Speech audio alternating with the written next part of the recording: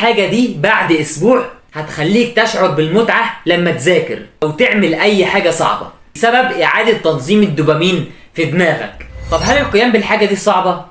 طبعا، لان التغيير بيكون فيه اراده داخليه وانت عندك الاراده دي باذن الله، والا ما كنت زمانك بتسمعني لحد الدقيقه دي.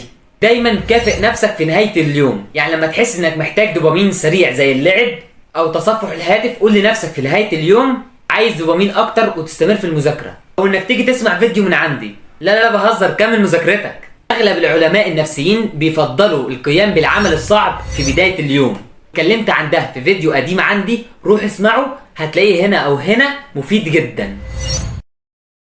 تاني مرحلة هنتكلم عنها هي الفرصة الوحيدة. لما تجرب اي لعبة فيديو فمش هيهمك كم مرة ممكن تخسر، لان بكل بساطة هتعيد اللعبة من جديد. ده بيخلي عندك جرأة وثقة اكتر انك